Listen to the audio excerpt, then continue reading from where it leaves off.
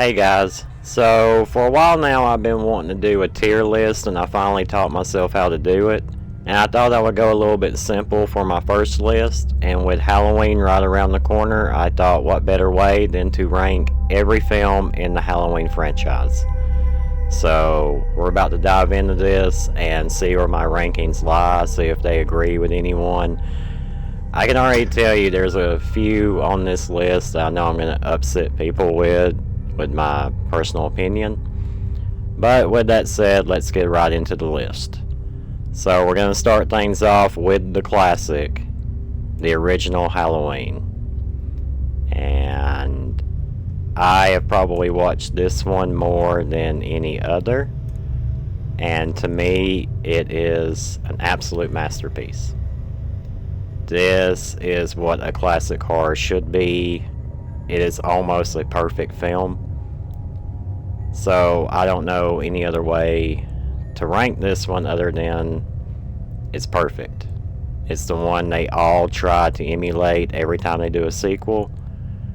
Carpenter's original vision. So, of course, it's going to be in the S ranking. Alright, now you get down to Halloween 2. I really enjoyed Halloween 2. That's not to say I hold it in the same regard as the original Halloween, but I really do think it is a solid sequel. And I really do love the ending to this one. It's classic. It's got one of my favorite masks with the blood coming down. Really don't have any issue with it, other than I wish Laurie Strode was more active in this movie instead of trapped to a hospital bed, but that's also going to be the same opinion I have of another film in this franchise. But yeah, I would definitely just keep that in the A. Not as good as the original. And I know I'm about to lose some people. I know it. Halloween 3. Yep. I'm not a fan of this film. I've tried. I'm a huge Tom Atkins fan. It's nothing against him. I never got into this film. At times I find it really boring. And I understand what Carpenter was going for. He wanted to move away from Michael Myers and he wanted to do anthology films every Halloween, and this was the experiment into that. And I don't think it's an absolute garbage, terrible film, but as many times as I have tried to get into this film and it just keeps failing for me, I have to just be honest and say I am not a fan of Halloween 3. I'm sorry, just not. Great concept, poorly executed in my opinion. I just know I made a lot of people mad with that, but that's how I've always felt. Alright, so going on, Halloween 4, The Return of Michael Myers. B. I don't hate this film. I've actually watched it several times. And, it's the introduction of Danielle Harris into it. And there are a lot of great kills. Bringing back Loomis, love that. I think this is just a solid sequel. This is really good, and I think Halloween 2 did it better in terms of sequels in this original storyline. But I don't hate it. I don't hail it as a masterpiece, but it is a really solid sequel. And it's a good return to Michael Myers after what happened here. Alright, now Halloween 5.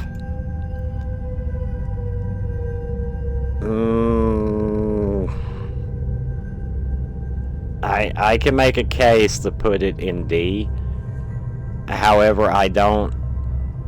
yeah, I'm going to have to put it in D. Because I was really thinking about putting C just then, but this gave one of the worst Michael Myers masks. I hate this mask. it looks so bloated and overly white, and it doesn't look right. And this is where the story of this original storyline starts to fall apart for me. While I do appreciate Danielle Harris and her performance in it, a lot of things about this sequel just fell apart. I feel like later on in the franchise they try to retread some of Part 5 and it still doesn't work. But now I'm looking at the rest of this list, I might have to change it a little. Let me put this in C. We're going to go to C, because I know there are far worse in the franchise than Part 5.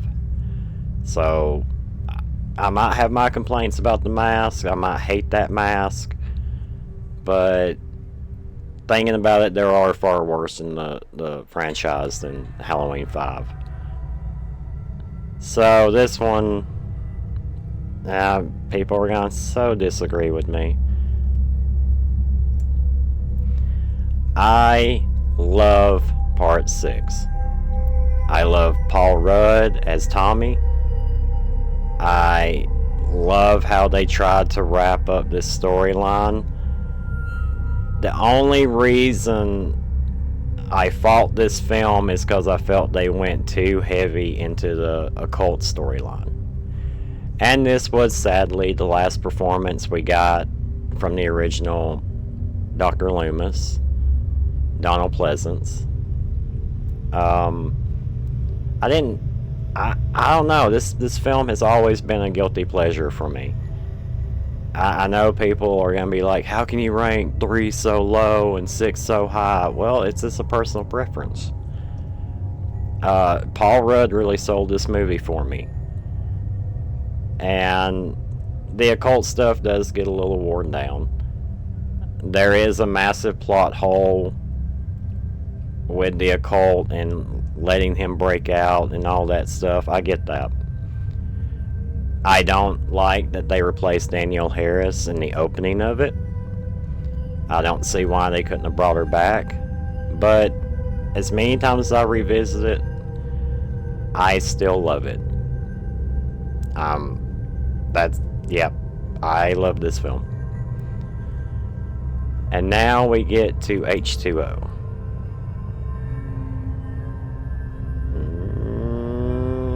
Bam. Of course, I'm going to put H2O at the top. This is probably in the entire franchise my favorite sequel. Bringing back Laurie Strode, explaining she's been in witness protection.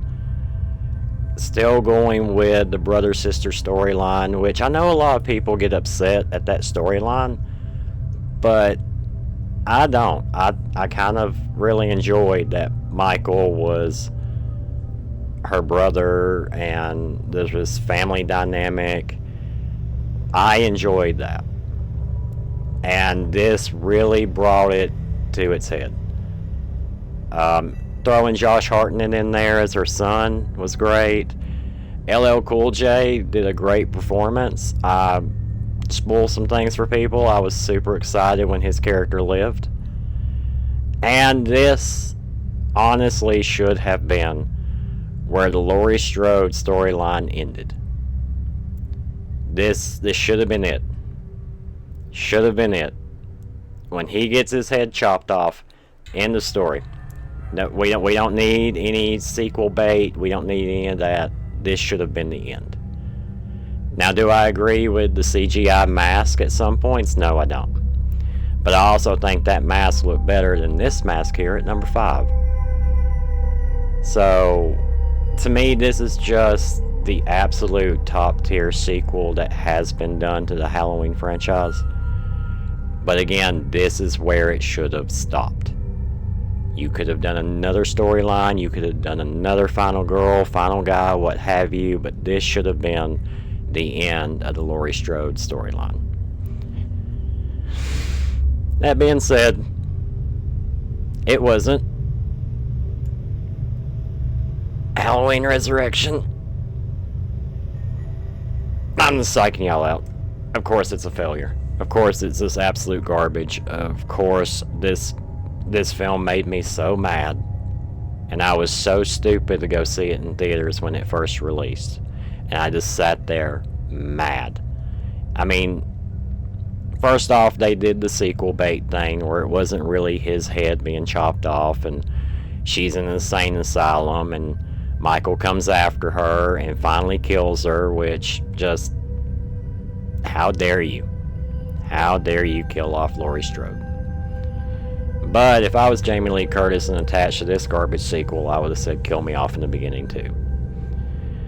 This movie will always be infamous for Busta Rhymes kicking Michael Myers and beating him. Busta Rhymes whooping Michael Myers' ass. That's how far down we went in this franchise.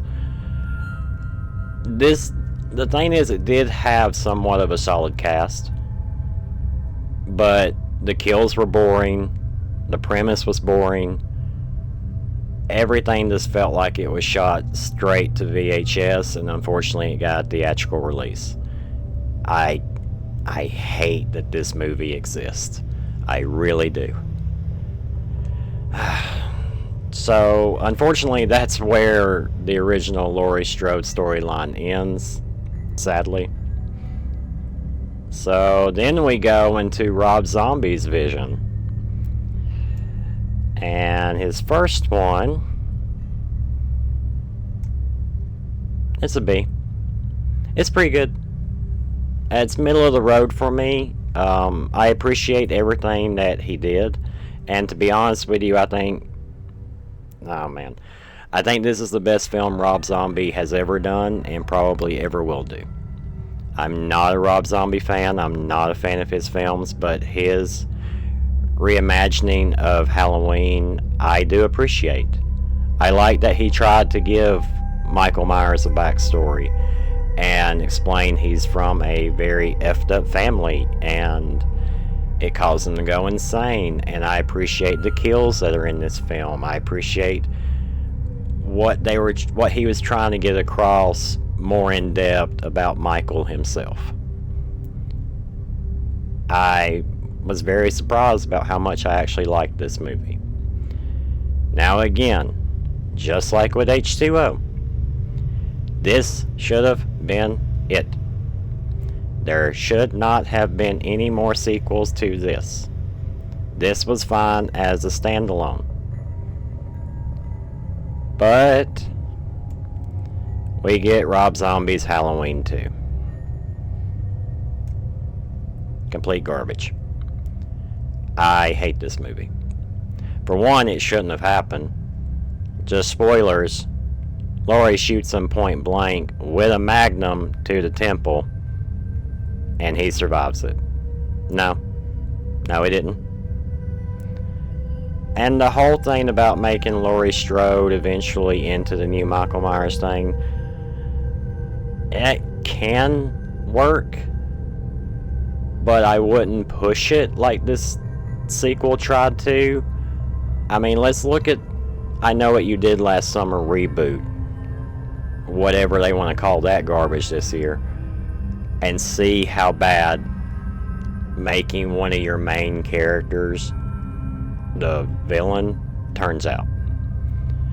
So Halloween 2 is a useless sequel to me. It should not have happened.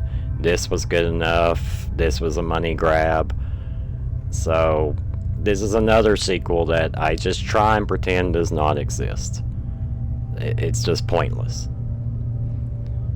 So from that, we're going to go into the legacy sequels to the original, starting with 2018's Halloween. Man, this one's kind of hard for me because I have to put it in A. I really want to put it in S. It's just there is one part of this film that falls apart for me. However, I remember sitting in theaters very excited to see this, This brings back Jamie Lee Curtis as Laurie Strode, and we forget all about what happened to her. We're doing a direct sequel to the first one or second one in the franchise, and we're being introduced to like her daughter. Oops, messed my screen up. Her daughter, her grandkid. We're seeing how traumatized she is and how much she's made herself into a fighter. The whole opening of this film with the reverse pumpkin excited me. I thought that was brilliant.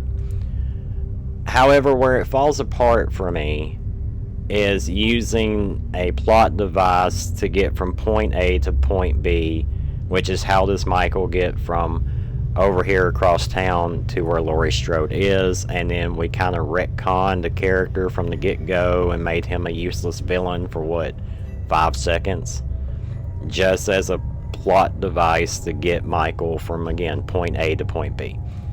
That scene, that concept, that little mini story arc was useless. It didn't belong there. There were other ways I felt you could have brought them together, but this is definitely a worthy sequel. I have probably revisited this more than any others of the new trilogy, and I have way more love and appreciation for it. I unfortunately think this is where this trilogy should have stopped. And it's all downhill from here.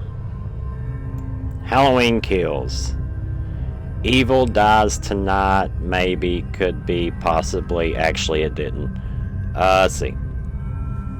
I don't hate this film. I think this sequel could have been done way better.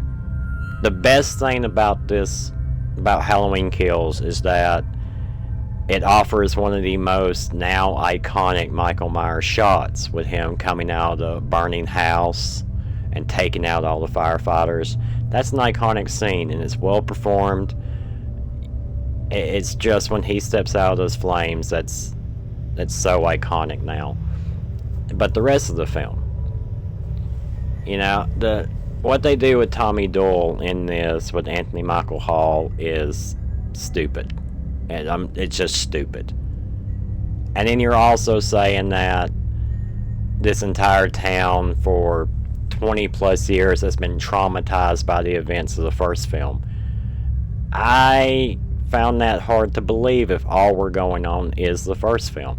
4 people died.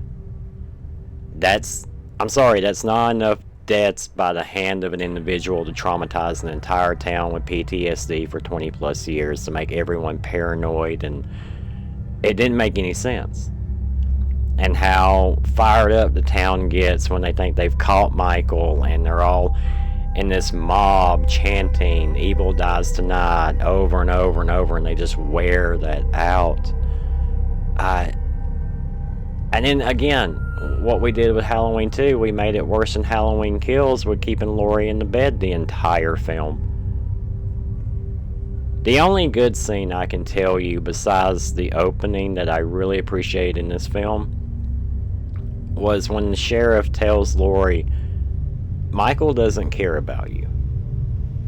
Michael doesn't even know really who you are. You're just in his way like everybody else. There is nothing special about you. I love that, because we're also in this new trilogy abandoning that their brother and sister, which does work. It works. It makes Michael more of a soulless, no motive killing machine. It's not about family, it's not about cult. You're in his way and he will kill you. That's it. I appreciated that.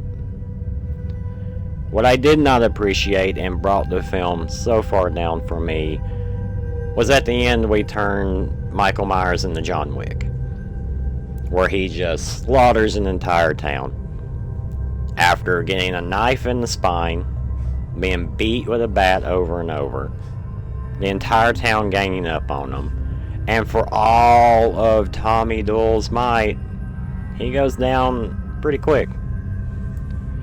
And turning him into John Wick, like he knows knife fu and all this crap, no, that's stupid. So the ending of this film drug it down even further than I was already disappointed in it. But speaking of disappointment, I'm just joking. Halloween Ends is... This film makes me so mad. This is what happens when you throw 3 different storylines at the wall and follow through with none of them. I was really digging the concept that we're going to treat the shape as an entity and it can be passed on. I was all game for that, and we abandoned it. And we get to see how easy it is to whoop Michael's ass after what he did to the town in Halloween Kills. He can just be shoved to the ground, his mask ripped off of him. No. And then I dug the whole teaming up thing, and they abandoned that after a couple scenes. I dug introducing a new Michael Myers and admitting that the old one is old and can't do this anymore. He's in his mid-60s, if not 70s, and it passes on to a younger person. And we abandoned that. Everything in this film was just a lead up to the final 5 minutes so Laurie can officially have her great fight with Michael that's supposedly been led up to this entire time. And it's a quick fight. Doesn't make any sense. Again, they try the trope of passing the shape on to her and then they abandon it. Like, trying to introduce a supernatural element into the Michael Myers franchise is wasteful. There's no need for it. And Halloween Ends, while it does have some impressive kills, I'll give it that. There is nothing redeemable about this film. It is a sad way to end a franchise so far. It is highly disappointing. I just remember how mad I was at this film when it ended. Like, you just could not stick the landing on any of the 3 things you were throwing at the wall to make work. And you completely wasted Jamie Lee Curtis. And this is probably going to be the last time we see her as Laurie Strode, so to me that's very disappointing. Now, to what comes next, we don't know, but as of right now, this is the franchise. This is my honest ranking of how I feel about each one of these films.